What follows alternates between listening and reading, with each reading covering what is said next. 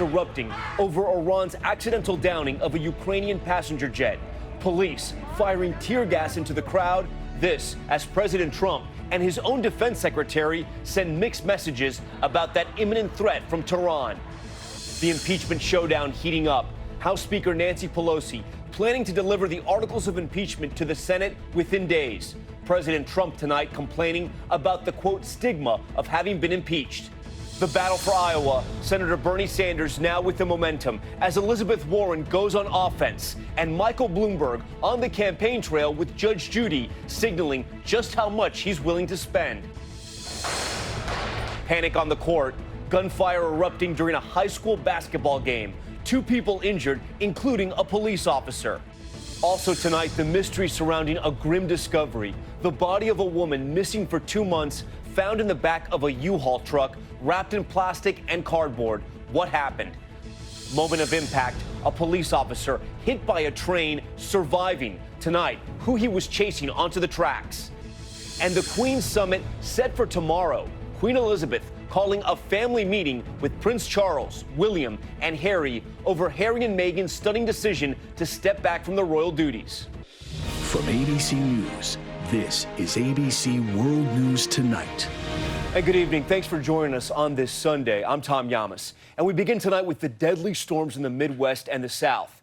Confirmed tornadoes from Texas to South Carolina, along with snow, ice, and rain. At least 12 people killed.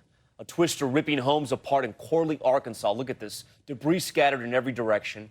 A confirmed EF2 tornado causing heavy damage to a high school in Kershaw County, South Carolina. School buses slamming into each other, and major accidents reported across Illinois, slick roads causing crashes on several other highways.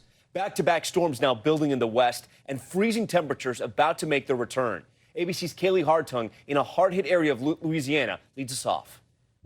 Tonight, the trail of destruction after a massive and deadly storm system swept across the country. Tragically, at least 12 people killed, including 2 first responders. More than a dozen reported tornadoes from Texas to South Carolina. Homes and schools torn to pieces. A devastating tornado outside Columbia, South Carolina. 130-mile-an-hour winds tearing the roof off this school, sending school buses slamming into each other. Powerful winds badly damaging this middle school in Louisiana. The roof of this middle school was ripped clean off. Crews are working tirelessly to put in a temporary cover before kids return for school on Tuesday. In Houghton, people picking up the pieces after a deadly tornado hit in the middle of the night. Terrified residents huddling together for safety. How many of you were together? It was 4 of us together, including my baby. In the bathtub? In the bathtub with a mattress over our head. New video showing tornado damage in Alabama, where 3 people were killed. They were nice people. All 3 were nice people. In Troy, Ohio, powerful winds tearing the roof off this building. This wall ripped off the side of a store in Georgia. Icy road conditions in Arkansas causing semis to lose control. The same system dumping nearly 9 inches of snow in Maine. All right, Kaylee Hartung joins us from the scene there in Houghton, Louisiana. And Kaylee, we know you've been covering this deadly tornado for a few days now. It was on the ground for 40 miles. That's right, Tom. This tornado killing a married couple in their home here, tearing it off its foundation in front of me, flinging it 50 yards behind me. Trees are down all around us, and tonight this community is focused on cleaning up the mess left behind. Tom. Kaylee Hartung from hard-hit Houghton, Louisiana tonight. Kaylee, thank you. Let's get right to ABC senior meteorologist Rob Marciano with the forecast. And Rob, big changes coming behind this storm? A lot of cold air, Tom, coming after record-shattering high temperatures. It hit 74 degrees in Boston. That's an all-time record for the month of January. Now temperatures in the morning are going to be really about where they should be, but still a shock to the system in the 20s and 30s for much of the east. A lot of action in the northwest with several systems lining up. Winter weather advisories and winter storm warnings up. Seattle, Portland, you could see accumulating snow in the city as these are cold systems that are driving from the northwest down to the southeast. And the last one that comes through during the day on Wednesday will go coast to coast and will be in the east next weekend. Tom? All right, Rob, thank you. Now to new developments in Iran. President Trump's own defense secretary appearing to contradict his claim about Iran targeting 4 American embassies under threat of attack, saying he saw no specific evidence Iran was ready to strike.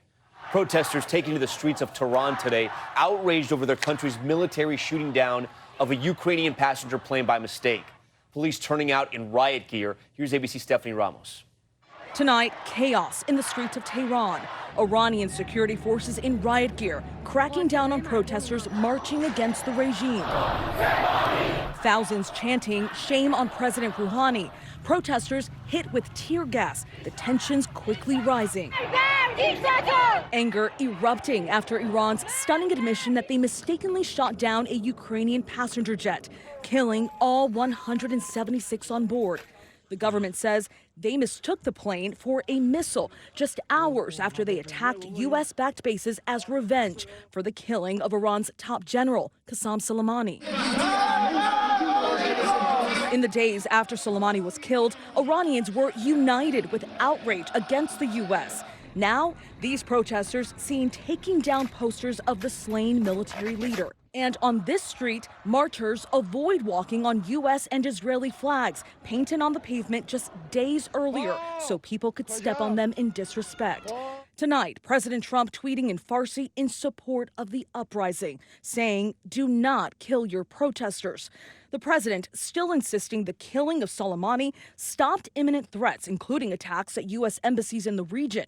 The president making the case on Fox News. Do they have large-scale attacks planned for other embassies? And if those were planned, why can't we reveal that to the American people? Wouldn't that help your case? I can reveal that I believe it would have been 4 embassies. Could have been a lot of other things, too. Secretary of Defense Mark Esper trying to clarify the president's remarks. Well, the president didn't say there was a tangible, he didn't cite a specific piece of evidence. What he said is he believed. Are you saying there wasn't one? I didn't see one with regard to 4 embassies. What I'm saying is I share the president's view that probably my expectation was they were going to go after our embassies.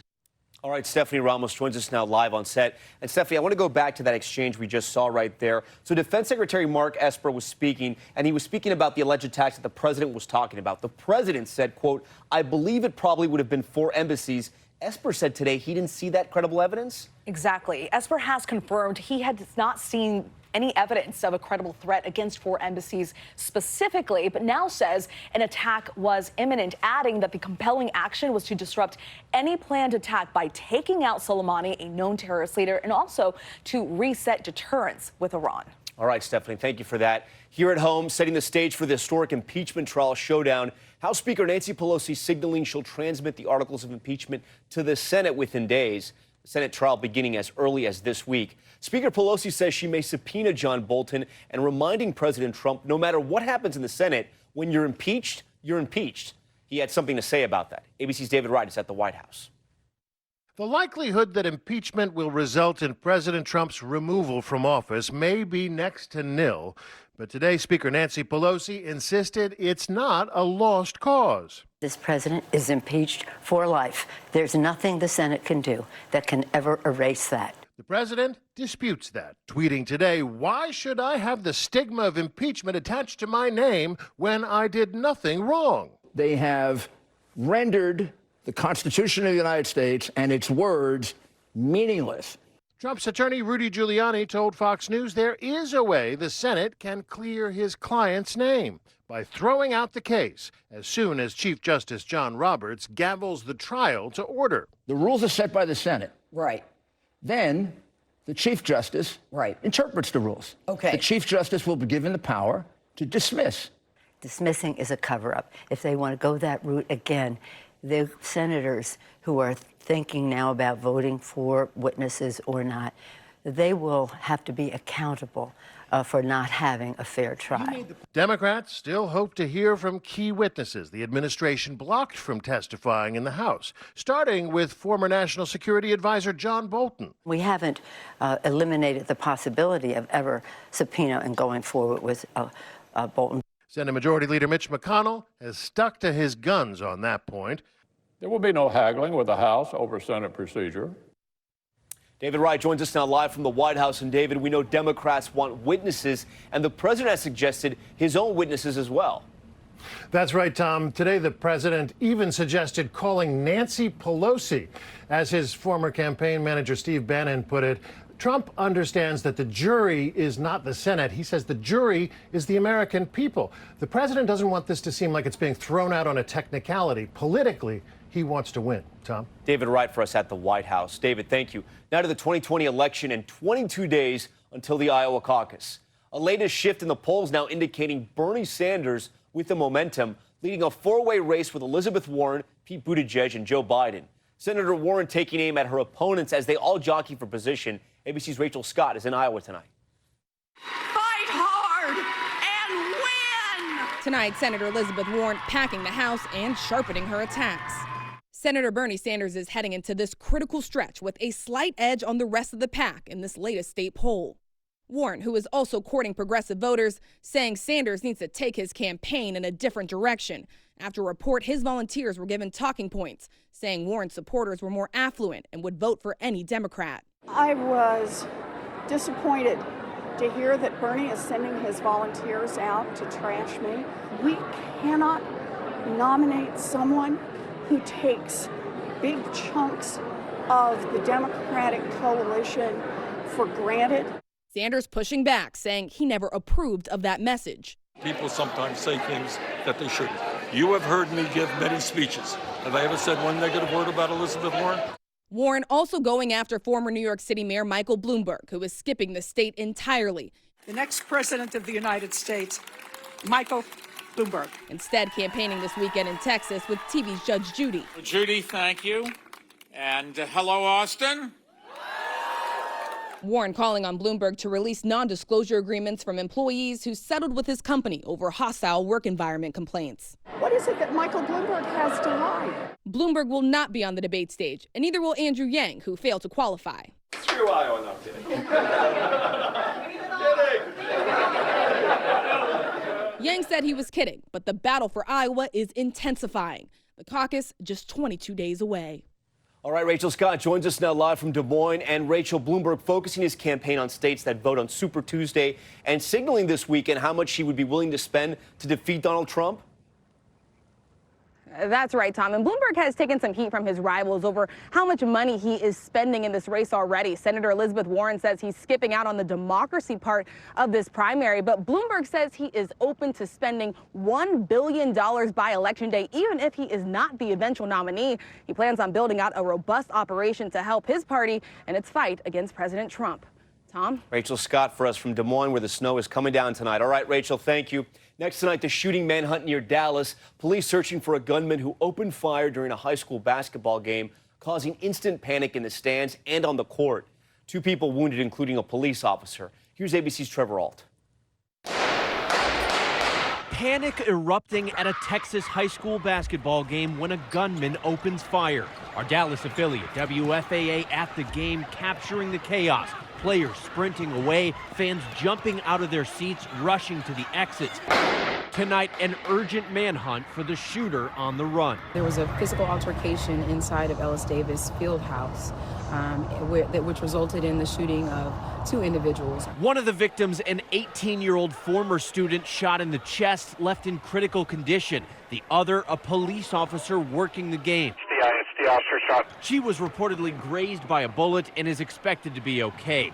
Dallas police now releasing these images showing 3 people they describe as persons of interest. Saturday's violence, the latest of several shootings at high school sporting events. This Philadelphia crowd scattering in September because of the 5th high school football shooting in a 5-week stretch. Then in November, a similar scene with shots fired at a game in New Jersey. The suspect in Saturday's shooting reportedly slipped out in the midst of the fleeing crowd. Police are now hoping spectators will come forward. Tom? Trevor Ault for us tonight. Trevor, thank you. Now to the story making global headlines, the royal family in crisis. Queen Elizabeth calling a family meeting for tomorrow, summoning Princes Charles, William, and Harry. They will meet face-to-face for a summit over Harry and Meghan's stunning decision to step back from their royal duties, a move that could reshape the royal family for generations. ABC's Julia McFarland in London tonight.